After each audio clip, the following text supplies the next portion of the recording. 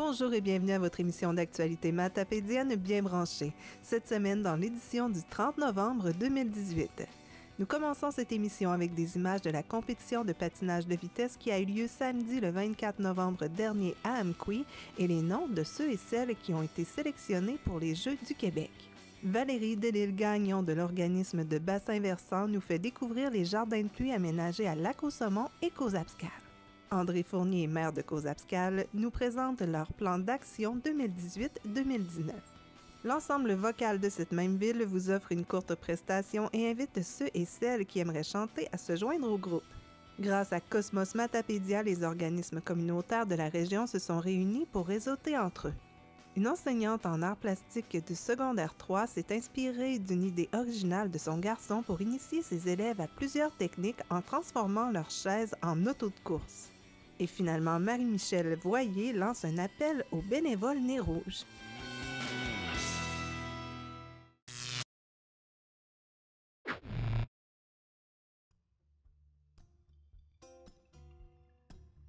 Dans le Bas-Saint-Laurent, plus de 300 organismes à but non lucratif et coopératives génèrent l'économie sociale. Présentes dans tous les secteurs d'activité, ces entreprises collectives ont pour finalité de servir la communauté. En consommant leurs produits et services, nous participons à l'amélioration de notre richesse collective et de notre qualité de vie.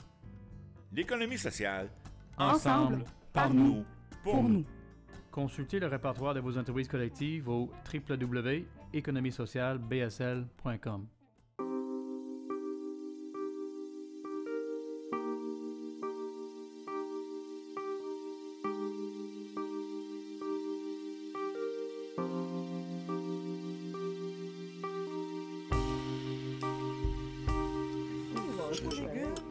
C'est bon aussi, on mange bien. Oui. Oui. Oui. Bonjour. Bonjour. Bon. Quand encore à midi? Elle a mis le même linge qu'hier. T'as-tu juste ça? Hier, pas avant hier. Ça fait 2-3 jours que tu te promènes avec le même linge. Ça finit qu'à la langue, là. Ça finit que ça sent pas bon. Il serait-il possible d'amener quelque chose de la correction un petit peu? Puis d'après moi, ils ont oublié d'y changer sa couche. Hein? Ça se peut-tu? L'appétit vient en mangeant, mais elle s'en va tout à bête à senteur tout quand on mange. Tiens, avez-vous vu saper sa soupe? Ils t'ont jamais dit que c'était impoli saper en mangeant sa soupe. Ça serait beau si tout le monde ici au foyer ferait ce son-là. On aurait un orchestre. Je m'excuse. Je suis désolée. J'espère que demain, vous allez avoir changé de linge. Dans les centres d'hébergement pour personnes aînées, des situations d'intimidation peuvent se produire et prendre la forme d'insultes, d'agressions physiques et de taxage.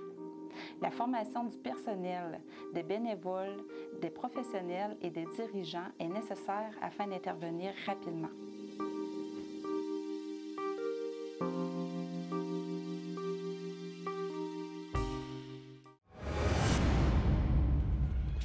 La seule compétition de patinage de vitesse à Amqui a eu lieu le 24 novembre dernier. Le club de patinage de vitesse Les Optimistes d'Amqui était bien préparé pour accueillir tous ces jeunes qui ont besoin de carburant. Il s'agissait de la deuxième Coupe de l'Est et les finales régionales des Jeux du Québec. Au total, 96 athlètes s'étaient inscrits, dont 20 du club de patinage de vitesse d'Amqui. Les patineurs de Matane, la Métisse, Rimouski et Rivière-du-Loup se sont affrontés sur la glace de l'aréna d'Amqui. Finalement, 2 jeunes de la Matapédia se sont qualifiés pour les Jeux du Québec, soit Alexandre Bélanger d'Amqui et Emmanuel Leclerc de Lac-aux-Saumons. L'organisme de bassin versant Matapédia Restigouche a travaillé fort l'été dernier pour détourner le ruissellement et réduire les sédiments nuisibles pour les saumons dans nos cours d'eau. Voici à ce sujet Valérie Delisle-Gagnon. Dans les centres d'hébergement pour personnes aînées, des situations d'intimidation peuvent se produire et prendre la forme d'insultes, d'agressions physiques et de taxage. La formation du personnel, des bénévoles, des professionnels et des dirigeants est nécessaire afin d'intervenir rapidement. On est ici pour parler jardin de pluie. Vous avez travaillé sur le ruissellement. Parle-moi de tous les aménagements, là, en gros. Qu'est-ce que vous avez fait cet été? Oui, bien c'est ça. Par rapport à la problématique qui est reliée au ruissellement, on a fait 14... On a travaillé avec 14 participants ici dans la vallée de la Matapédia, de Sébec jusqu'à Sainte-Florence. Des citoyens chez qui on a... qui sont avec nous dans le projet depuis quand même 1 an, des fois 1 an et demi, qui avaient eux-mêmes fait leur plan d'aménagement pour mieux gérer l'eau de pluie chez eux, donc empêcher le ruissellement dans la rue. Puis on est venu, avec l'aide des municipalités, mettre en place ces aménagements-là cet été. Puis on a aussi travaillé dans 2 municipalités, au niveau du débarcadère de la Côte-Saumon, où on est aujourd'hui, puis au débarcadère de Val-Brillant aussi, on a fait des aménagements. Puis il y a la municipalité de Sainte-Florence qui ont eux-mêmes en régie fait les aménagements dans une route forestière. On a finalisé des travaux, la plantation à Matamaja, à Kozabskal, d'une tranchée filtrante aussi. Donc voilà, on a mis en place plusieurs types d'aménagements différents. Puis là, c'est le fun parce que l'objectif de ça, c'est d'avoir des exemples, des modèles de c'est quoi un aménagement de gestion d'eau de pluie. Les aménagements viennent juste d'être faits. Souvent, ils n'ont pas encore été plantés. Donc, ça va venir là, dans les prochaines années. Là, on va voir les plantes prendre leur place là-dedans. Puis ça va devenir encore plus beau et un beau modèle, là, je pense, pour montrer aux gens que c'est pas compliqué puis que ça peut être très, très joli de mieux gérer l'eau de pluie. Mais ici, vous avez travaillé fort. Là. C'est vraiment un gros aménagement. Oui. Ouais. Ici, c'était assez gros parce qu'il y a il y avait une très grande surface imperméable à gérer, beaucoup de gravier, beaucoup de sédiments aussi. Puis il y avait de l'eau qui provenait là, d'assez loin dans la côte là-bas. Donc, il fallait trouver un aménagement assez grand pour gérer toute cette eau-là. Puis il y avait déjà l'îlot là, central qui était présent. Donc, on a demandé... tout a été fait en collaboration avec la municipalité, là. Donc, on est allé recreuser l'îlot central, puis re-remplir avec un média filtrant qu'on appelle. Là. Ici, on a pris de la tourbe, mais ça aurait pu être d'autres choses, pour faire des bassins de rétention d'eau. Donc, l'eau va dans ces bassins-là, puis à la sortie des bassins, va s'écouler encore vers le lac, puis on a un dernier aménagement là, proche du lac pour empêcher que l'eau arrive directement au lac. Donc l'objectif, c'est vraiment que l'eau s'infiltre dans le sol, puis qu'elle retourne au lac, mais lentement par la nappe phréatique, plutôt qu'en passant en surface puis en amenant des polluants avec elle. Oui. On parle de sédiments à ce moment-là. Ici, tu me parlais à micro fermé que c'est des sédiments fins. Oui, c'est ça. Il y a différentes espèces de... Pas des espèces, mais il y a différentes tailles de sédiments. Ça va du très grossier, là, gravier, sable, à très, très fin, là, de l'argile très fin. Puis certains sédiments vont être tellement fins que c'est impossible à décanter. Donc, on veut surtout pas créer ces sédiments-là. On veut pas qu'ils soient dans l'eau au départ. Ça, c'est l'objectif 1. Donc, c'est pour ça qu'on essaie de vraiment disperser le plus possible l'eau de pluie en petits filets, essayer d'envoyer tout ça, travailler le plus en amont. Donc, on a aussi un autre aménagement plus en amont qui va récupérer une autre partie de l'eau puis qui va se filtrer à travers toute la pente gazonnée qu'il y a là-bas. Donc, les petits sédiments fins vont avoir l'occasion d'être filtrés et non pas décantés. Puis après, les gros bassins comme ça, ils vont servir plus à absorber l'eau de pluie, que l'eau ne circule pas à travers le gravier du stationnement, donc ne crée pas d'érosion, donc ne se gorge pas de sédiments. Puis c'est ça. Donc, des fois, on a aussi des très gros sédiments qui vont se déposer rapidement juste à la sortie du débarcadère, puis là, qui causent des problèmes plus au niveau de l'envasement, des algues. C'est pas trop agréable non plus d'aller en bateau puis d'être les mollets dans la vase, etc. Mais ça, c'est des sédiments qui proviennent du stationnement directement. Alors, on va aller voir un peu plus près, justement. On va faire le tour. Valérie, ici, on est au début de l'aménagement. Explique-moi ce que vous avez fait. Oui, c'est ça. Comme tu dis, ici, on est vraiment à l'amont. Puis là, l'eau de la route vient s'écouler vers ça s'appelle une noue engazonnée, ce qu'on a fait ici. C'est le même principe. C'est comme un fossé, sauf qu'il est moins creux, il est plus large, ce qui fait que l'eau va se distribuer plus également dedans, donc il va y avoir moins d'érosion que dans un fossé traditionnel. Puis l'objectif, c'est que ça reste complètement en gazon. Puis là, ça paraît un peu parce que le gazon est nouveau, mais ça va finir par se fondre dans le reste du gazon, puis pas tellement paraître. Puis l'objectif après, c'est que l'eau va circuler là-dedans lentement. La pente est très, très, très faible. Donc, l'eau est ralentie là-dedans. Elle va se filtrer à travers le gazon. Avec une partie de filtration qui se fait dans le gazon. Puis l'eau va ruisseler là, jusqu'aux autres aménagements qui sont plus loin. Comme on dit des fois, ça permet que, vu que la pente est faible puis c'est très large, l'eau va ruisseler dans le gazon et non pas par-dessus le gazon. Donc, c'est vraiment ça l'objectif. Valérie, maintenant, on est dans un autre type d'aménagement. Parle-moi-en un peu. Oui, bien ici, c'est la continuité de la noue. Quand on fait des aménagements comme ça où on veut capter de l'eau de pluie, il faut toujours penser à... faut calculer le volume d'eau de pluie auquel on s'attend, mais il faut toujours penser qu'à un moment donné, un jour, ça va déborder. Il y a toujours une plus grosse pluie que ce à quoi on s'attendait qui arrive, puis ça va déborder. Donc, il faut toujours prévoir vers où ça déborde pour pas que ça crée de problème. Donc ici, on a prévu ça. Donc, quand ça va déborder, ça va suivre le chemin là, de gravier qu'on voit là, puis ça va venir s'accumuler dans des bassins d'autres des petites cuves de terre, finalement. Puis ces cuves-là, on va les planter. Là, pour l'instant, il n'y a rien dedans, mais on va les planter en arbre, en arbuste, quelque chose de vivace pour que les racines de ces arbres-là laissent toujours de la place pour qu'il y ait de la place pour des nouveaux sédiments là, qui s'en viennent, que ça se colmate pas avec le temps. Les arbustes, dans le fond, ils travaillent eux-mêmes la terre. Oui, exactement, avec leurs racines. Oui, oui.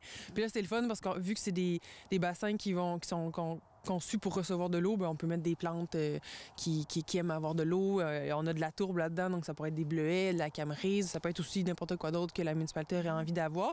Puis on s'attend à ce qu'il n'y ait pas besoin d'arroser ces arbustes-là autant qu'ailleurs, étant donné qu'on envoie de l'eau de pluie volontairement dans ces bassins-là. Bon, ici, Valérie, vous avez travaillé fort, là. Oui. C'est quoi exactement? Bien, ici, c'est comme notre... je dirais c'est la toute fin. Donc, c'est notre aménagement backup. Fait que toute l'eau qu'on n'a pas réussi à accumuler dans les 2 autres aménagements qu'on a vus tantôt finit ici. C'est vraiment juste avant l'arrivée au lac. Puis, on a mis on appelle ça un rail. C'est un rail de béton. En fait, c'est un caniveau de béton avec un rail de fonte. Puis... ça va venir récolter l'eau qui reste, puis ça traverse le chemin complètement en gravier. Donc, il y a une grosse partie de l'eau là, qui va finir ici. Puis ces rails-là amènent l'eau jusqu'à un genre de puisard. Là. C'est un tube de plastique avec des trous, puis l'eau va s'accumuler là-dedans, puis s'infiltrer dans le sol lentement. En gros, ça ressemble à ça. On a une tranchée filtrante pour capter l'eau du stationnement qu'on pourrait capter, puis l'amener à notre rail. Puis on a plus loin un autre aménagement là, qui est un trou avec de la grosse roche pour toute l'eau qui pourrait arriver plus dans cette section-là du stationnement. Mais vous êtes vraiment équipés là, pour faire des travaux comme ça. Quand vous arrivez chez les individus là, privés, là, vous fournissez tout le matériel pour ça? Bien, on a eu, dans le projet, étant donné que c'est des projets municipaux dans les 7 municipalités là, de Sébec, Val-Brillant, Amqui, Lac-aux-Saumons, Causa-Abscale, Sainte-Florence et Matapédia. C'est des projets qui visent à diminuer la quantité d'eau de pluie qui arrive et de sédiments qui arrivent dans les réseaux pluviaux de ces municipalités-là ou qui arrivent dans les cours d'eau. Puis donc, c'est les municipalités qui venaient nous aider là, en termes de machinerie. Puis savoir technique aussi. Là. Souvent, les employés municipaux nous ont beaucoup aidés là, là-dedans, là, avec leur connaissance du terrain, puis comment fonctionnent toutes ces machines-là, puis qu'est-ce qui est possible d'être fait, les contraintes, etc. Là. Mais quand on arrive avec les privés, ben là, c'est vraiment vous qui êtes en charge de tout l'aménagement, de toute la technique. Même chose chez les privés. C'est vraiment particulier dans ce projet-là, étant donné que l'objectif était de diminuer de municipal. Si, chez les privés, il y a une diminution de l'eau dans la rue, bien, ça diminue aussi l'eau dans le réseau municipal. Donc, dans ce cas-là, la municipalité pouvait intervenir chez le privé. Donc, c'est les municipalités qui sont venues, c'est les machineries municipales qui sont venues, ou quand les municipalités n'avaient pas eux-mêmes la machinerie, c'est eux qui sous-traitaient là, pour venir nous aider chez les privés. Mais on avait aussi l'aide de la machinerie municipale. C'est sûr que on a fait quelques aménagements à l'appel, à la main. C'est complètement faisable. Quand si un citoyen décide de faire des aménagements chez lui, il peut le faire lui-même, soit à l'appel ou demander peut-être l'aide d'une mini-pelle s'il veut vraiment faire quelque chose de plus cru ou s'il a besoin de faire quelque chose de plus gros. Mais ça se fait. C'est juste que nous, comme on en avait beaucoup à faire en peu de temps, on a beaucoup gagné de temps avec la machinerie municipale, ça, c'est sûr. Bien, justement, on va aller voir un autre aménagement à Causa-Abscale ainsi qu'un privé. Oui, exactement. Valérie, là, on est rendu à Causa-Abscale. Ici, ce que vous avez fait, entre autres, c'est de percer des trous. Oui, c'est ça. Ici, on aurait pu même carrément enlever toute la chaîne de trottoir, mais avec la municipalité, on a préféré créer des trous comme ça à plusieurs endroits le long de la chaîne de trottoir, ce qui fait que l'eau, avec la topographie du stationnement, elle s'écoule sur le bord de la chaîne de trottoir, puis elle va rentrer dans ces trous-là pour aller se filtrer à travers le gazon, la pente gazonnée, puis le petit boisé qui est en bas.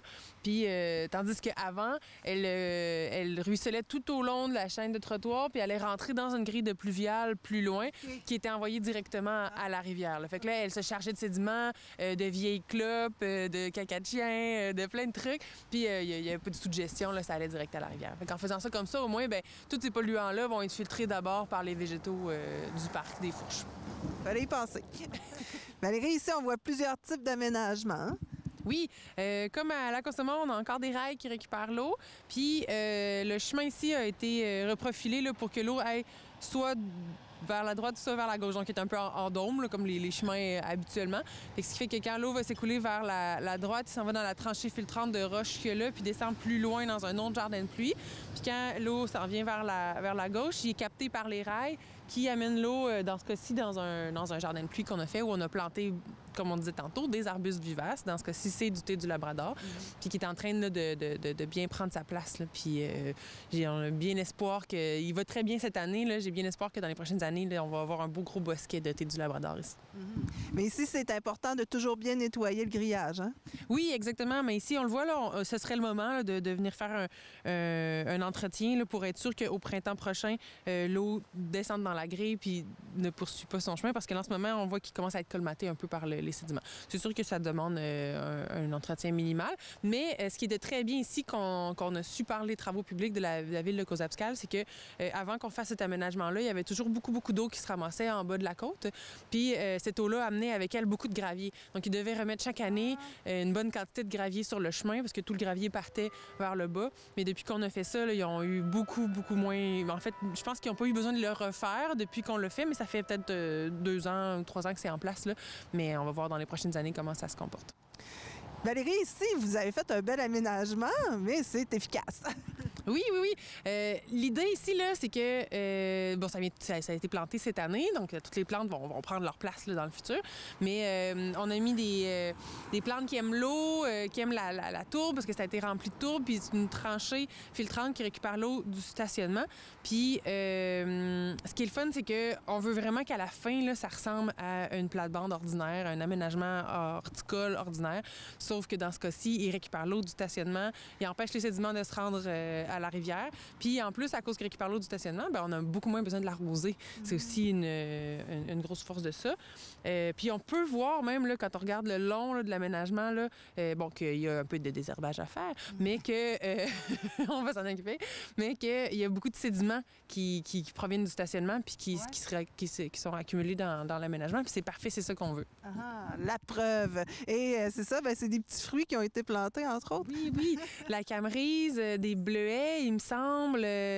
On a mis beaucoup de choses, là. On a fait ça ce printemps, donc je sais plus par cœur. On a mis des iris, de la ciboulette, puis de la spirée. Donc, c'est toutes des arbustes, des choses vivaces là, qui vont prendre leur place.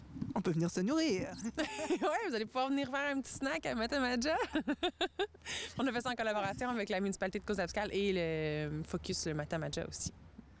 Ici, Valérie, on est dans un aménagement privé. C'est chez Monsieur le maire de Cozaspscal. Ça avait été commencé avant qu'il soit élu. Mais c'est ça. Mais ça a été conjointement avec la municipalité.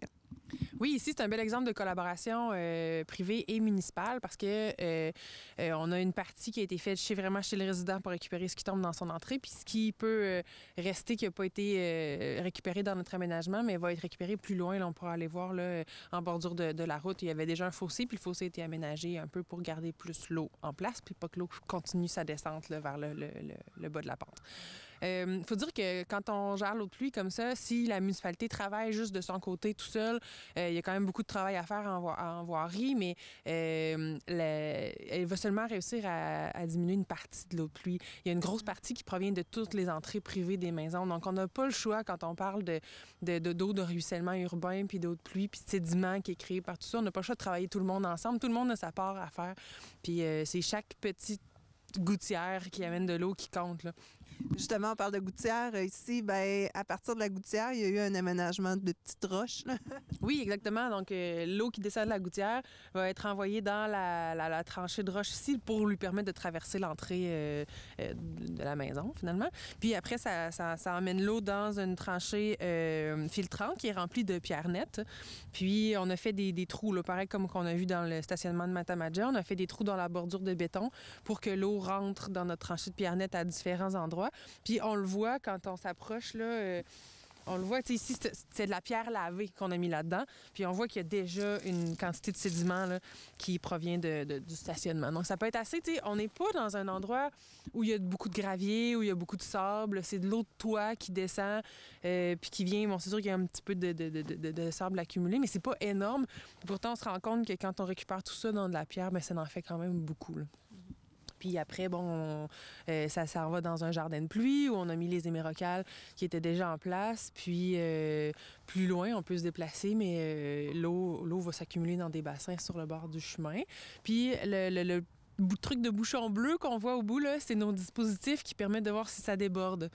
Donc on a fait une espèce de ces deux tubes, un dans l'autre, avec un trou. Là, puis quand l'aménagement va déborder, il y a de l'eau qui va s'accumuler là-dedans. Puis ça va permettre aux résidents de voir si ça déborde après les grosses pluies. Puis nous, bien, ça nous permet de savoir si ça fonctionne bien. Vraiment intéressant tout ça. En tout cas, félicitations pour tout ce travail. Puis pensez-vous en refaire encore autant l'an prochain? On le sait pas encore trop. C'est une question de financement tout le temps. Mais c'est sûr qu'on va continuer de promouvoir ça, de mettre en valeur ce qui a été fait.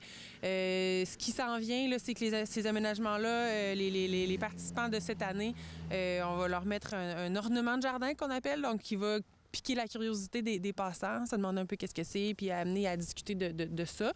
Puis c'est sûr qu'on aimerait en faire partout, on aimerait en faire beaucoup. On va travailler pour ça, puis pour avoir des sous pour pouvoir continuer d'aider les gens à le faire chez eux. Est-ce qu'il y a des secteurs qui sont plus problématiques que d'autres? Oui, c'est sûr qu'il y a des secteurs qui sont en pente, où il y a beaucoup de gravier, qui vont être plus problématiques au final. Mais je t'avouerais que c'est pas mal partout. C'est tout le monde qui a son rôle à jouer. Des fois, on a l'impression qu'on habite loin de la rivière, mais quand on réfléchit au chemin de l'eau, là, c'est pas très long que l'eau se ramasse à la rivière. Surtout quand il y a des drains pluviales. L'eau va être captée à la sortie même de l'entrée de stationnement puis va être envoyée à la rivière. Alors, pour vous joindre, vos coordonnées, c'est toujours les mêmes? Oui, au 88-756-6115, poste 7013. Vous pouvez aller visiter le site Internet obvmr.org où on parle vraiment de ruissellement urbain. C'est quoi la problématique? On a des documents de vulgarisation, toutes sortes de choses sur ce site-là, des photos de ce qu'on a fait aussi. Puis n'hésitez pas à voir notre page Facebook aussi. On publie souvent de l'information sur le sujet. Oui, c'est cocasse parfois. Oui. Merci beaucoup. Merci à vous. Nous voici à Causa-Abscal pour rencontrer le maire de cette ville, M. André Fournier, qui nous présente leur plan stratégique. Monsieur Fournier, on est ici pour discuter du plan stratégique 2018-2019 ici à Causa-Abscal. Dites-moi un peu comment vous avez procédé pour élaborer ce plan-là. Oui, ça fait déjà 1 an que le conseil municipal a été élu, les dernières élections. À ce moment-là, on s'était dit qu'il faudrait qu'on écrive, qu'on réfléchisse à qu'est-ce qu'on veut dans les prochaines années. Dans le fond, c'est un plan d'action pour au moins les 4 années de notre mandat. On avance dans différents dossiers. Fait que pour ce faire, on a été chercher des gens dans la population qui sont impliqués dans différents organismes. Il y a beaucoup d'organismes communautaires, beaucoup de gens qui s'impliquent à Causa-Abscal. Et tout le monde ensemble, on s'est réunis à quelques reprises, puis on a travaillé à sortir des objectifs puis un plan d'action en lien avec ça. Et on l'a collé à la réalité municipale. Donc, on a été voir c'est quoi nos compétences municipales, sur quoi on a du pouvoir, puis qu'on peut avoir des leviers pour faire avancer des dossiers. Et c'est à partir de là qu'on a pu écrire ce qu'on présente ce lundi à la population. Et ça touche quoi exactement, là? Plus la culture? OK. Quand on parle de compétences municipales, c'est vaste un petit peu, mais on peut quand même je voudrais bien les diviser. Le premier, c'est le développement économique. C'est important qu'on y travaille. Je pense que toutes les municipalités, on est une municipalité malheureusement dévitalisée et on doit travailler à développer notre milieu. Le tourisme à Côte-Obscale, c'est un plus. On sait avec Focus, Matamaja, la CGRMP, la ZEC-CASO, donc la chasse, la pêche au saumon, il y a beaucoup de touristes qui viennent ici. C'est un facteur de développement économique important. Fait qu'on travaille de très près avec ces organisations-là pour les soutenir, les aider, dans le fond, pour que ça puisse avancer. Donc, on a des projets assez spécifiques dans leur cas. On va parler aussi du patrimoine saumon. On s'est reconnu en 2015 comme étant Côte-Obscale, les rivières Côte-Obscale et Matapédia, patrimoine immatériel saumon, parce que le saumon, on le pêche depuis les années 1800, à l'époque des Micmacs. C'est les premiers saumons qui ont été pris, c'est en 1872, par une mouche. Avant ça, c'était de différentes façons. Ceci étant dit, avec les industries, ben, on est en train de regarder pour agrandir notre parc industriel, mais au moment où on se parle, le soutien qu'on peut donner aux industries, c'est la main-d'œuvre. On sait que la crise de la main-d'œuvre, elle nous frappe de plein fouet, comme partout au Québec. Donc, il faut s'assurer qu'on a des gens qualifiés. Donc, on veut aussi donner de l'espace pour construire des nouvelles habitations pour que des gens qui veulent travailler chez nous aient des bonnes conditions pour y vivre, une belle qualité de vie. Ça, on parle de développement économique. Lorsqu'on parle, par exemple, des parcs, de l'animation communautaire, on fait des travaux dans ce sens-là aussi. Les parcs, cette année, on a commencé à mettre des... j'ai oublié le nom, là, c'est pour éliminer les moustiques. Donc, on sait que la forêt s'est approchée de nous. Donc, on travaille pour essayer d'améliorer la qualité de vie en n'ayant pas de mouches noires, pas de maringouins dans les zones plus publiques, comme les parcs, les cours d'école, etc. On travaille aussi au niveau de la qualité de l'eau. Là, je parle de l'environnement. Cette année, on a dû mettre une usine pour chlorer notre eau, mais on veut s'assurer que la qualité de l'eau que les gens, les citoyens prennent, elle est bonne. Donc, on a travaillé là-dessus, puis on va continuer à le faire. On va travailler aussi sur la qualité de l'air. On sait qu'on est vraiment au cœur de la vallée, la rivière Matapédia. On est encaissé dans la rivière, sur les côtés de la rivière. Et beaucoup de personnes, on chauffe avec des poêles à bois. Donc, ça peut créer un effet de smog à certains moments quand il fait très froid. On veut tenter d'aider les citoyens à se procurer éventuellement des poêles EPA, donc qui ont moins de pollution, donc moins d'émissions comme telles. D'un côté de l'environnement, on travaille beaucoup avec le Conseil des bassins versants aussi pour faire des jardins de pluie. Alors, on sait que toute l'eau qui descend de nos toitures, de nos stationnements, ça en va directement dans le courant fluvial, dans la rivière, en apportant des sédiments. Donc, si on fait des jardins de pluie, bien, on peut récupérer cette eau-là avant qu'elle s'en aille dans la rivière. Donc, on élimine les sédiments et on améliore la qualité de vie pour nos saumons. On ne parle pas juste de nous autres, on parle de nos saumons. Fait qu'il y a beaucoup d'activités au niveau de l'environnement comme tel. On va parler aussi de tout ce qui s'appelle le transport, la voirie. Là, on parlait de nouvelles constructions tantôt. Ça veut dire qu'il faut emmener de l'aqueduc un peu plus loin, il faut emmener de l'eau, les réseaux qu'il faut pour entretenir une maison. On va parler de voirie aussi parce qu'on a plusieurs routes actuellement qui sont en piteux état, je ne vous le cache pas. Il y a des différents projets qui ont été apportés par les gouvernements précédents et on avance dans ce dossier-là. Donc, c'est des choses qu'on fait. On peut penser au rang 2, on pense le faire en 2019-2020. Il y a la route qui va vers Albertville, c'est la rue Saint-Jean-Baptiste ici, donc une réflexion complète de cette rue-là. On devrait pouvoir commencer en 2021. C'est des grands travaux qui nécessitent des millions de dollars, donc on ne peut pas les faire aussi vite qu'on voudrait. C'est beaucoup d'études, mais c'est des projets qui sont écrits, donc on veut faire avancer. On parle aussi d'un garage municipal parce que quand on parle de travaux publics, il faut avoir de l'espace. Notre garage, passez-moi l'expression, il est passé date. Donc, c'est un ancien garage qu'on avait acheté de l'extérieur, qu'on avait remonté ici. Mais on veut travailler pour avoir un nouveau garage. Puis ça, c'est encore là, c'est un travail qui va se faire à long terme dans les prochaines années. Fait que là, on est toujours dans la voirie. Si je regarde dans mes petites notes, on parle aussi de communication. On parle d'Internet haute vitesse, on parle de téléphonie cellulaire. Aussitôt qu'on sort un petit peu de la municipalité, ça ne fonctionne pas. Plusieurs municipalités dans la MRC ont cette problématique-là. Donc, ce dossier-là, on le travaille de pair avec la MRC parce que ça ne concerne pas juste Côte-Obscale, mais l'ensemble des municipalités. D'ailleurs, avec la MRC, qui est un peu comme un pool de services, on travaille beaucoup. Lorsqu'on a les municipalités des problématiques communes, on le travaille ensemble. Ça nous permet d'avoir un meilleur impact et de faire avancer les dossiers plus rapidement.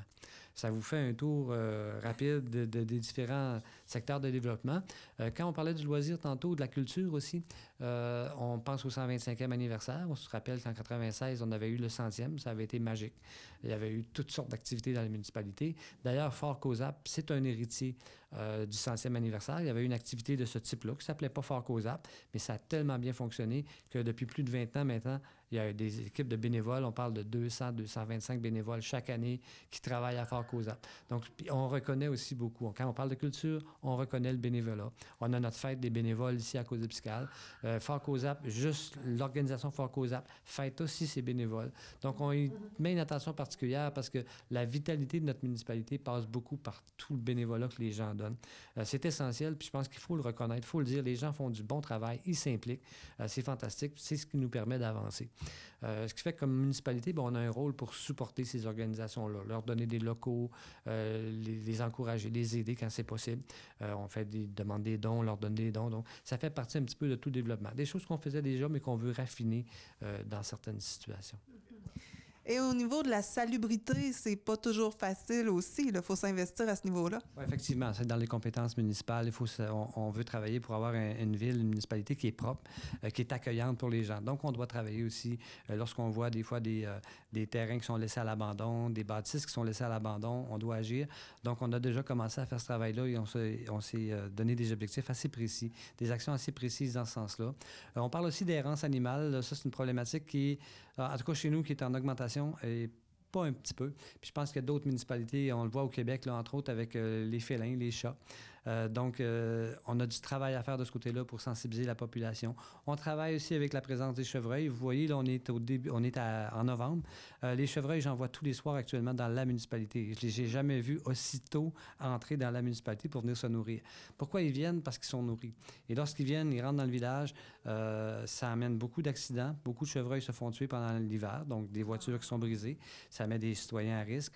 Ça amène aussi des animaux qu'on ne voudrait pas voir, comme les coyotes qui s'approchent du village. On en voit régulièrement autour du village parce qu'ils chassent le chevreuil. Donc, quand on parle de sécurité de nos citoyens, il faut travailler aussi là-dessus. C'est aussi dans nos compétences municipales. Mais là-dessus, on a vraiment besoin de la population, du soutien de la population.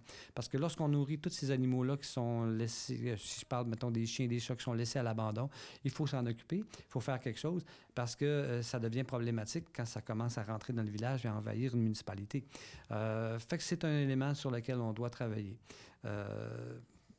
Ouais, on a mis quand même pas mal d'énergie cette année à tenter de faire avancer ce dossier-là, mais c'est pas simple. Puis on peut voir dans les autres municipalités, entre autres avec la prolifération des chats, beaucoup de municipalités au Québec ont cette problématique-là.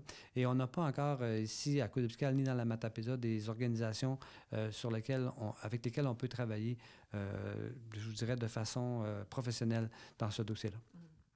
Ça fait vraiment beaucoup de choses. Et puis, justement, on parle de bénévolat. Est-ce que vous avez besoin de bénévoles pour réaliser certains dossiers? C'est sûr que les bénévoles, on en a toujours de besoin. Je vous donne un exemple. Malheureusement, vous vous souvenez des premiers répondants? On avait le service, on l'a fait pendant 7 ans ou 6-7 ans. Actuellement, on a suspendu. On veut tenter de le repartir. On manque carrément de personnes pour le faire. Beaucoup d'organismes souvent viennent nous voir en disant on manque de bénévoles, c'est pas toujours facile. Mais il reste que jusqu'à maintenant, on peut dire que nos organisations tiennent le coup. Je donne un autre exemple, MADA, qu'on appelle Municipalité Amis des aînés. Il y a un groupe qui travaille là-dessus. On a un plan qui a été revu cette année, donc on vient de l'accepter il y a quelques semaines au niveau de la municipalité. Et on a un autre document qui est un plan d'action pour les aînés, 50 ans et plus. Et vous savez qu'on est près de la moitié de la population qui sont dans cette zone-là. Et en 2019, on va travailler sur la politique familiale. On en a déjà une, on va la réactualiser de façon à s'occuper de nos familles, que l'autre gros groupe de notre population, grand groupe de notre population. Ça nous amène, ça aussi, du pain sur la planche. Et c'est beaucoup des investissements de bénévoles. Et quand on parle de bénévoles, on essaie, dans notre budget, de libérer certaines sommes pour pouvoir les aider. Parce que quand tu n'as pas un sou, des fois, c'est un peu difficile. Puis si les gens passent plus de temps à faire de la recherche de financement, pendant ce temps-là, ils ne peuvent pas réaliser des actions. Fait qu'on tente toujours, dans la mesure de nos moyens, de supporter ces différentes organisations-là. Je pense que tout le monde ensemble fait du bon travail, puis il faut le reconnaître. Alors, merci beaucoup pour cette belle présentation, puis on vous souhaite d'y arriver. Oui, merci. Ça semble ambitieux. Puis je pense qu'il faut les prendre un à la fois. Puis en fonction, bien sûr, des moyens qu'on a, on pourra peut-être pas tout réaliser, mais notre objectif, au moins, c'est d'avancer. Puis dans la plupart des dossiers dont je viens de vous parler, on a déjà des premiers pas qui sont faits dans la première année. Puis on va continuer pour la durée de notre mandat et par la suite, on s'ajustera. Merci beaucoup, M. Fournier. Merci. Nous sommes en l'église de Causa-Piscale pour vous présenter l'ensemble vocal de Causa-Piscale. Et ils recrutent des membres présentement. Alors, si vous voulez chanter comme ça à Noël, eh bien, c'est encore possible. Dites-moi, je pense que vous êtes à la recherche de nouveaux membres dans votre chorale. Dites-moi combien exactement vous aimeriez en avoir? Toutes les personnes qui aimeraient chanter ou qui aiment déjà chanter. Alors nous, on dit la bienvenue à tout le monde. Tous ceux qui veulent se présenter avec nous et faire les pratiques avec nous. Et les pratiques, c'est à quelle fréquence durant la semaine? Les pratiques, habituellement, c'est toujours le mardi. C'est de 15h à 16h30 à peu près. Et c'est déjà l'adresse que j'ai un blanc. C'est l'ancien collège de Causa-Piscale, 146 rue de la Fabrique. Et la salle de l'âge d'or, là, c'est ça que les gens connaissent. Les 50 ans et plus, je devrais dire, c'est là-dedans. Ouais. De toute façon, c'est probablement des gens de Causa-Piscale qui vont vouloir s'intégrer à l'ensemble vocal de Causa-Piscale. Et puis, est-ce que ça s'adresse à des gens qui ont déjà chanté dans une chorale? Moi, je vais te dire que pour la messe de Noël, je pense qu'il y a plusieurs personnes qui connaissent déjà les chants, qui seraient aussi les bienvenus, évidemment. Mais on a autant des gens qui viennent de Sainte-Marguerite, j'ai eu des gens de Saint-Alexandre, Amqui, souvent aussi, on en a déjà. Alors, tout le monde est bienvenu, mais les personnes qui aiment chanter, qui veulent chanter. Puis les représentations à Noël, ça ressemble à quoi? Est-ce qu'il y a plusieurs représentations? Cette année, la messe est à 16h. Et avant la messe, on va faire une prestation de peut-être 6 chants avant la messe. Ensuite, c'est la messe comme telle, là, qui est à 16h. Ouais. Puis à part Noël, c'est quoi que vous avez comme représentation? Par les années précédentes, on avait toujours un bon spectacle de Noël là, au début décembre, par exemple. Mais cette année, dû à la fatigue d'une des directrices, c'est-à-dire de moi, on a simplement sauté un petit peu ce bout-là. Mais on va faire, comme Monique le dit, quelques chants avant la messe. Alors, on invite les gens aussi à venir assister à ça. Mais en dehors de la messe, est-ce que vous faites des prestations en dehors de ça? Bien, nous autres, notre rôle, c'est sûr qu'avant tout, on est une chorale d'église, là. Alors, c'est sûr qu'on est là pour les messes, pour les funérailles. On ne sait jamais, peut-être qu'au printemps, on fera un concert, on ne sait pas. Mais d'une manière ou d'une autre, après, en janvier, on va continuer à faire nos pratiques à tous les mardis. S'il y a des gens qui sont intéressés, on apprend des chants profanes aussi. Là, on apprend des chants profanes. Et on a envie aussi de faire une petite formation. Les gens qui vont venir, qui vont continuer avec nous autres, Agathe, qui a une école de musique, va donner une formation de peut-être de 4-5 cours, là, que ça va être nous autres, l'ensemble vocal, qui va rémunérer ces cours-là. La personne, ça va être gratuit pour elle, pour donner le goût encore plus davantage aux gens de chanter avec nous autres. On est quand même, on va au groupe, on a quand même du plaisir. En plus de chanter, on a des rencontres, on a du plaisir. On apprend à se côtoyer, on apprend à s'aimer. C'est vraiment plaisant d'être une chorale. T'sais. On apprend à chanter, coller après les autres. On apprend à vivre quelque chose de beau. Alors, c'est très bien dit, ça donne le goût. Comment on fait pour pouvoir intégrer la chorale? Il s'agit simplement d'appeler Monique à 756-3129 et puis d'en jaser avec elle et puis elle va vous donner toutes les informations nécessaires. Merci beaucoup à vous deux. Merci à toi. Merci beaucoup. Le 22 novembre dernier, la journée des partenaires Cosmos a été organisée à la salle communautaire d'Amqui pour pouvoir réseauter entre eux, mais aussi en apprendre un peu plus sur la littératie. Nous en discutons avec Céline Raymond. Céline, il y a une journée de partenaires dans le communautaire pour faire un peu de réseautage. C'est Cosmos qui organisait ça. Parle-moi, pourquoi vous aviez voulu organiser une journée comme ça? Eh bien, bonjour.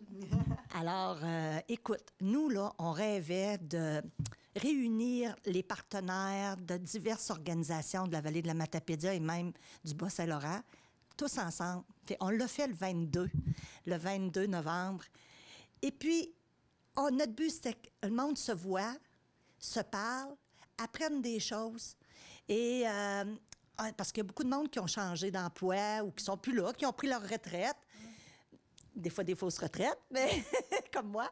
Mais les gens aussi ont besoin de se parler et la Journée des partenaires a permis ça à plus de 70 personnes, dont 20 organisations différentes. Donc, c'était une journée entière ici à Amqui, à la salle communautaire. Et vous aviez comme une thématique aussi que vous avez apportée pour que les données deviennent plus claires. Qu'est-ce qui est transmis par les organismes? Dis-moi, c'était quoi exactement? Bien, tu sais, l'avant-midi, on avait la thématique sur la littératie. Puis ça veut dire quoi, ça? Tu sais, comment on fait pour mieux communiquer avec nos gens? Comment on fait lorsqu'on écrit un texte, lorsqu'on parle, pour que les gens puissent comprendre? Puis c'est surtout dans l'écrit. Tu sais, on envoie plein de courriels. Puis là, il y avait toutes sortes de trucs, mais il y avait aussi des données statistiques. Puis là, je vais prendre ma feuille parce que, tu sais, cette statistique-là, c'était ça selon les rapports, les données du rapport québécois sur l'état de santé de la population de la Matapédia. Et c'est déterminant. Donc, on savait, puis d'ailleurs, on le dit dans notre communiqué de presse, au Québec, la proportion des 16 à 65 ans n'atteint pas le niveau 3 de littératie, c'est 53 %. Dans la Matapédia, c'est 56,6 %. Puis ça veut dire quoi? Hein? Je me suis posé la question, qu'est-ce que ça voulait dire? Bien, un niveau de littératie, entre autres, c'est quand on a un formulaire. On a tous des formulaires à remplir. Puis là, il faut écrire ton nom, ton prénom, ton numéro de téléphone avec diverses choses, des adresses et tout. Ça, c'est le niveau 0, 1. Le niveau 2, c'est comment on fait pour trouver une information, par exemple, je veux savoir quelque chose sur une organisation, un organisme, gouvernement, nous joindre. Puis là, je vais chercher sur Internet l'information. Je peux dire que j'ai beau avoir un bac, c'est difficile. Hier, j'ai dû aller faire des recherches pour mes organisations qui ont présenté. Puis j'allais sur chaque site, leur site d'organisme. Et même moi, j'avais de la difficulté. Fait que là, j'ai pensé à tous les gens qui ont les 56,6 %. Comment des fois on pense qu'ils peuvent trouver, mais c'est pas toujours facile. Donc, ça a été ça. Ouais. On a eu aussi une présentation sur... c'est un document qui a été fait, comment mieux communiquer avec les aînés. Puis les aînés, là, qu'on soit aîné, qu'on ait 30 ans, qu'on ait 16 ans, des fois, ça change pas bien. Donc, par exemple, tu sais, les traits, c'est quel le style de caractère, hein? Quelle grosseur, quel style de caractère. On met a des beaucoup stylisés, on pense que c'est plus esthétique, mais des fois, le message passe moins bien. Tu as bien raison, Nathalie. Fait qu'hier, moi, quand j'ai envoyé mon courriel à ma table de partenaires, tous les gens qui étaient à la journée des partenaires, je me suis questionnée si j'étais correcte, puis j'avais bien compris. Parce que c'est pas évident toujours, tu sais. Des fois, là, on veut faire du style, justement. Ouais. Donc, ça a été ça. Ça a été l'avant-midi. Okay. Puis dans l'après-midi? Oui. Ben écoute, dans l'après-midi, là, le but, c'était que on fasse comme... il y a 5 organisations qui ont présenté leurs services. Et dans ces organisations-là, tout le monde, les gens qui ont participé à la journée, pouvaient entendre 10 minutes de présentation de chaque organisme. Et ensuite, ils pouvaient poser des questions. On a appris beaucoup sur différentes organisations.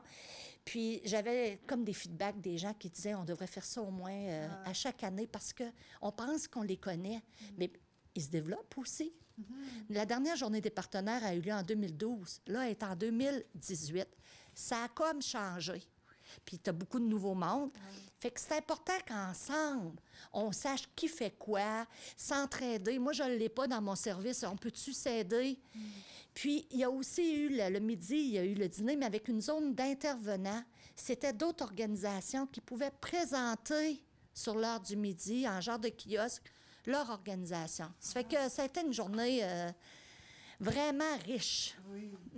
Alors, je pense qu'il va y avoir aussi une présentation prochainement sur nos ondes. Et puis, qu'est-ce que tu aimerais qu'on porte plus attention dans la présentation? Écoute, la présentation, premièrement, est sûrement très bien filmée parce que ça s'est fait par vous. Puis, je suis contente parce que je pense que ça va être possible, ça va être disponible par le biais de votre service, mais aussi pour d'autres organisations. Okay. Puis, on va publier le lien, puisque, dans le fond, les gens qui n'ont pas pu assister, il faisait pas beau la semaine passée, jeudi passé, puis il y a des gens qui ne pouvaient pas être là à cette journée-là. On aurait pu en avoir beaucoup de monde, encore plus. Bien, ces gens-là vont pouvoir regarder la présentation. Le PowerPoint va être disponible. Comment mieux communiquer avec les aînés va être disponible. Aussi, les organismes qui ont présenté, ce qu'ils ont dit, ça a tout été filmé. Profitez-en. Moi, je dis au monde, profitez-en. Ça vaut la peine. Et on va rappeler les coordonnées de Cosmos si on va avoir plus d'informations sur vous. Hey, il va falloir que je me souvienne du numéro de téléphone. 629-5001. Puis, vous pouvez me rejoindre aussi, Céline Raymond. Je suis coordonnatrice de Cosmos. Ça va me faire plaisir de répondre aux questions puis de faire le lien avec les gens. Merci. Merci, Céline. Merci.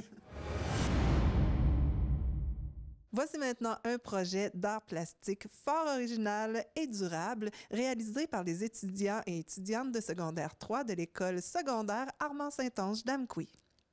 Sylvie, toi, tu es professeure d'art plastique ici à l'école secondaire Armand-Saint-Onge.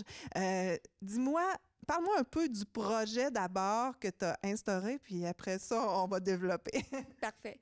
Le projet, au départ, je suis partie de l'idée de mon garçon, mais une idée qui était plus ou moins correcte. J'ai plus interagi comme parent. Je suis arrivée à la maison, parce que j'habite Matane. Mon garçon fréquente la polyvalente de Matane. Puis il me disait, quand on s'ennuie, des fois, dans les classes, maman, nous autres, les gars, on s'invente des voitures sur nos chaises, puis on met un crayon sur la chaise, puis on chiffre, puis on déchiffre, puis bon... Il y en a qui c'est des Civic, il y en a qui c'est des Toyota, ainsi de suite. Fait que là, j'ai dit, bon, mais ça doit déranger votre enseignant, là. Tu fais pas ça dans la classe, c'est pas correct. Puis là, c'est juste que ça se rendait dans la salle de dégagement, dans la cafétéria. Les gars se promènent avec les chaises, ils se font pousser, puis là, ils font vraiment de la drift. Fait que moi, j'ai interagi comme parent, dire, ben regarde, mon garçon, si tu te fais sortir d'un cours parce que tu as fait de la turbo-chair, ça passera pas. J'ai dit, tu fais pas ça, tu écoutes ton enseignante, ton enseignant, puis tu fais ta job d'élève, puis... Mais en même temps, je suis comme partie à rire en dedans de moi, puis je me disais, tu sais, les gars, ils ont un imaginaire, puis j'ai dit, ça va les chercher, ça doit être parce qu'il y a quelque chose, j'ai dit, il y a quelque chose à faire avec ça. Fait que pense, réfléchis, puis à un moment donné, j'ai eu une idée. Fait que j'ai dit, quand à faire une turbo-chair, on va faire une vraie turbo-chair. Fait que je vais prendre mes chaises, j'ai commencé à analyser. Fait que j'ai dit, j'ai dit, mon dossier de la chaise va devenir le logo de la voiture et avec le devant de la voiture. Les lumières, comme si on se penchait là, vers une voiture sport, puis on sait c'est quelle voiture. Je dis, le derrière, ça va être la plaque d'immatriculation avec les lumières en arrière. J'ai dit, l'assise, ça va être le drapeau de l'origine de cette voiture-là. Donc, ils ne peuvent pas faire la plaque qu'ils veulent. Il faut vraiment, là, il y a un travail de recherche. Et sur les pattes, en arrière, on va faire des roues avec des trucs que j'ai récupérés. Et avec des vieux pneus, on va mettre de la peinture dessus pour aller chercher le crampon. Pour avoir vraiment les traces de crampon. Oui. Fait que j'ai expliqué, j'ai fait un croquis, j'ai expliqué ça à mon fils. Qu'est-ce que tu en penses? Là, mon fils, il a fait comme, wow, tu sais, c'est bien hot. Puis là, quand tes élèves vont avoir fini ce projet-là, je veux le voir. J'en ai parlé l'année passée à mes élèves, quand on était à Cause-Abscale, vu qu'on faisait juste du dessin. Je dis, est-ce que vous seriez intéressés à faire ce projet-là l'an prochain si je vous enseigne? Fait que là, effectivement, tout le monde, les gars, ils avaient les yeux hyper gros. Oui. Puis là, faut-tu nous enseignes l'année prochaine? Absolument. On veut faire ce projet-là. Puis, c'est ça, sont arrivés cette année. Sylvie, est-ce qu'on le fait? J'ai montré le croquis, je leur ai expliqué. Puis, à chaque période 5, on travaille sur l'art turbo. Là. J'ai 9 équipes par groupe. Tout le secondaire 3. Tout le secondaire 3 qui travaillent ensemble en collaboration. C'est un projet d'observation. On doit travailler ce qui est symétrique. Ils doivent mesurer les proportions, vérifier que le drapeau est identique au drapeau qu'on retrouve sur Internet, que la plaque aussi. Donc, si c'est une plaque du Nevada puis qu'il y a des montagnes en arrière, ils doivent l'illustrer. Le logo, il faut qu'il soit le plus similaire possible. Ils ont le choix de choisir quand même le style de la voiture selon le logo. Donc, c'est à eux autres à faire les lumières. Donc, il y a tout un travail là, qui est en collaboration là, avec les autres pairs de l'équipe.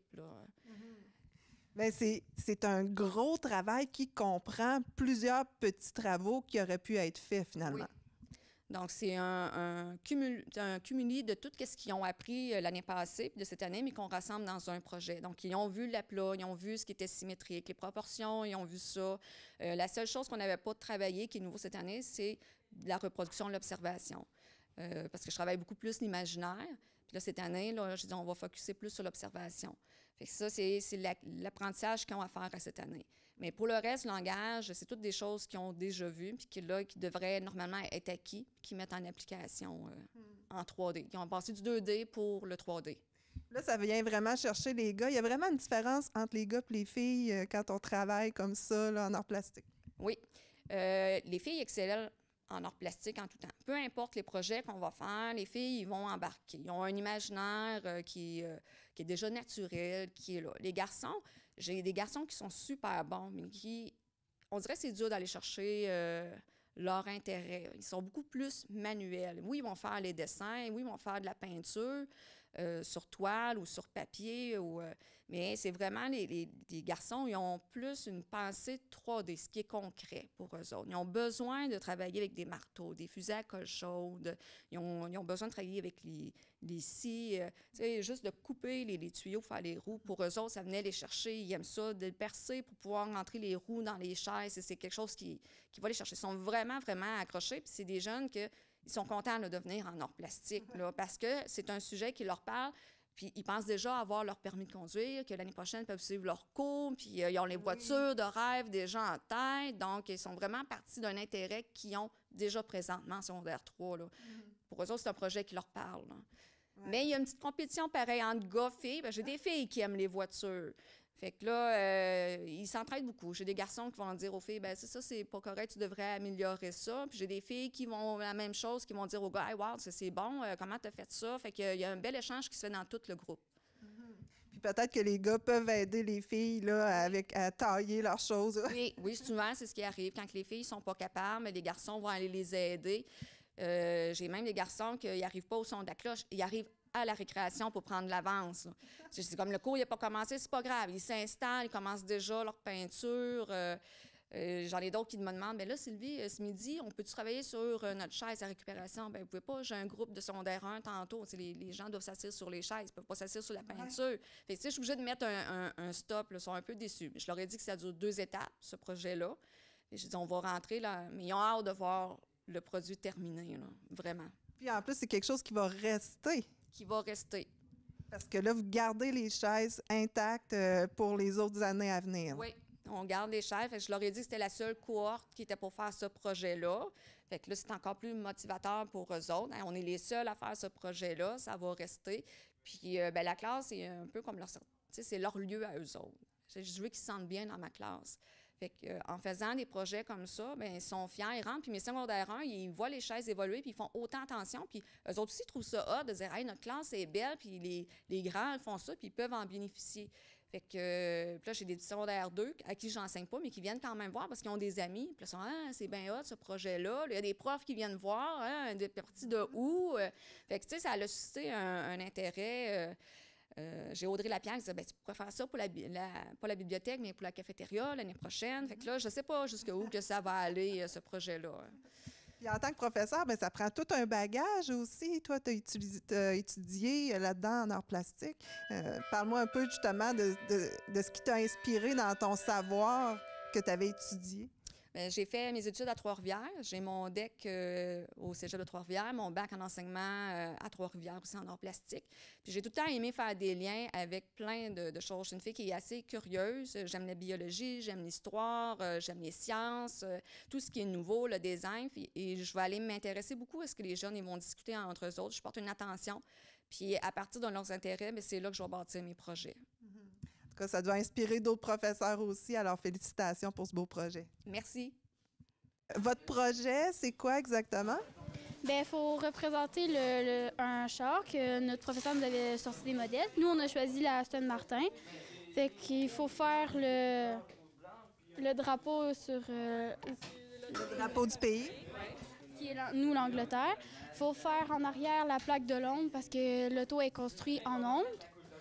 Puis il faut faire le logo en avant, puis vraiment le devant du char avec les lumières, la grille, puis tout ça, là. Puis c'est quoi que tu aimes le plus dans ce projet-là? Les détails, l'origine du pays, le projet voiture en tant que tel? Ou... Bien, j'aime les détails parce que je suis vraiment quelqu'un de perfectionniste, fait qu'il faut vraiment que tout soit parfait, mettons. Fait que je trouve ça parfait comme projet, là. Puis les techniques de pochoir, ces choses-là, c'est des choses que tu avais déjà fait avant? Oui. Ouais. On a vraiment été bien encadrés par notre professeur. On avait vraiment tout sorti pour qu'on fasse tout comme il faut. Là. Alors, félicitations. Merci. Là, vous avez choisi ce modèle-là. Pourquoi Tesla? C'est pourquoi? Ben parce qu'on aimait le modèle de l'auto, là. Puis, c'est quoi que tu aimes le plus faire pour les techniques d'art plastique, dans le fond? Je sais pas. Je sais pas vraiment, là. J'aime pas mal tout, là. Comme découper les roues, ces choses-là. Est-ce que tu aimes plus... J'aime plus peinturer. OK. Puis vraiment, on voit qu'il n'y a rien qui dépasse. Là, vous êtes assez minutieux. Hein? Ouais, assez. Est-ce que tous les autres de ton équipe sont comme toi? Ils recherchent vraiment le souci du détail ou des fois, il faut que tu les ramènes? Non, pas toujours. Les gars sont... je sais pas comment dire. Les gars, c'est vite fait, là. On finit au plus vite, là. Je repasse après. En tout cas, c'est un beau travail. Félicitations. Merci. Vous autres, vous avez choisi une Ferrari. Dis-moi, pourquoi exactement? Parce qu'on aime bien Ferrari. Ah, c'est une bonne raison. Ouais. Pas mal ça, là. Puis là, tu as fait ton drapeau. Vous avez fait le drapeau. Il vous reste le logo. Il est déjà pas mal avancé. C'était-tu un modèle que vous avez trouvé, que vous avez dessiné vous autres mêmes? Puis vous l'avez grossi? Ouais, un peu, parce que là, c'est sûr que le cheval est un peu gros, là. Ouais. Fait que là, qu'est-ce qu'il vous reste à faire? Il nous reste à repeinturer un petit peu là, parce qu'il y a du monde qui se sont assis, puis ça a comme fait de la merde, là. Puis là, après, il faut que je finisse à remettre du noir. Avec la plaque, il faut que je la reste jaune, puis je mette les chiffres en noir. Sinon, faut mettre des roues. Puis après ça, c'est pas mal fini. Puis là, cette chaise-là, elle va rester pour toujours ici, dans la polyvalente. C'est quoi ça vous fait? Ouais, c'est sûr, c'est le fun, là. De savoir que d'autres générations vont s'asseoir dessus. Ouais. J'espère qu'ils s'allieront pas trop, là. Avez-vous déjà été bénévole pour Opération Nez Rouge dans la Matapédia? Si votre réponse est non, faites-le. Il faut vivre cette expérience au moins une fois dans une vie. Marie-Michel Voyer vous lance également l'invitation. On profite de l'occasion de la parade de Noël pour parler d'Opération Nez Rouge. Vous êtes activement à la recherche de bénévoles cette année? Bien, ça va assez bien, Émilie, mais il nous reste 2 soirs où on est plus en difficulté. C'est le 1er et le 22 décembre. Donc, si vous avez un petit peu de temps, venir faire du raccompagnement, là, vous êtes les bienvenus. Vous pouvez aller chercher un formulaire d'inscription au CEMEC. Qu'est-ce que ça implique d'être bénévole pour Opération Nez Rouge? Est-ce qu'il faut avoir notre voiture ou pas vraiment? Non, on n'a pas besoin d'avoir notre voiture absolument, mais il faut faire une équipe de 3 amis. Donc, et là, on ramène le client, effectivement, et c'est ça. Fait qu'on le ramène dans sa voiture, on va le chercher avec une des voitures d'une personne de l'équipe de 3. C'est ça. Parfait. Donc, on vous souhaite bonne chance et bonne Opération Nez Rouge! Merci. Donc, n'oubliez pas, si vous avez faculté affaiblie, peu importe la raison, la meilleure idée de la soirée, c'est de nous appeler. Oui, donc le 629-1212, si vous voulez pas retourner en dedans. Oui, c'est ça. Cette année, c'est moi le porte-parole de l'Opération Nez Rouge. Moi pis l'ours, on s'entend déjà à merveille. Touche-moi pas, j'ai pas le goût de sentir le vieux tapis. Si t'as les facultés affaiblies, appelle un ami, un taxi ou appelle-nous l'Opération Nez Rouge, parce que t'as pas le goût de retourner en dedans.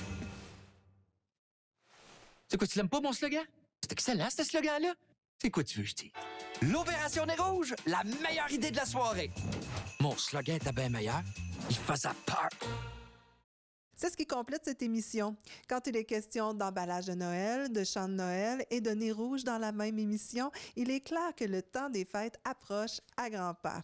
Nous vous donnons encore la chance cette année de diffuser vos vœux des fêtes à peu de frais. Téléphonez-moi au 88 629 4503 pour qu'on élabore et diffuse le vôtre.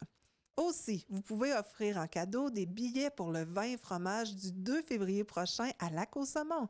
Une excellente façon de vous réserver du bon temps avec vos proches.